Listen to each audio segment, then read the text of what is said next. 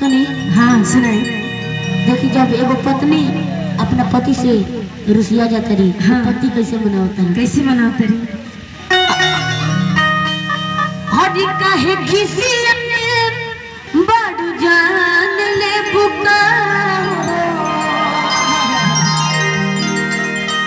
अरे बोल हमर सजन परान ले बुका। हम बताए रहुआ कि हम काहे खिसियाल बन। काहे किसियाल बड़? कि राजा छूटा न पसन गर्मी होला, ए सोया छूटा न पसन गर्मी होला, कि राजा जाई बाजार हले ले आई कोका कोला। अरे पायल भुलाइल बा कि झुमकाए रानी, हटी हने।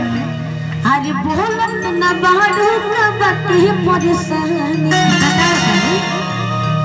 अरे काहे तोहर भोगी से लट बोला हो लट बोला, कि राजा छूटा न पसन गर्मी होला, ए राजा छूटा न पसन गर्मी होला, कि राजा जाई बाजार हले ले आई एगो कोका कोला। हर की दोनों अखियां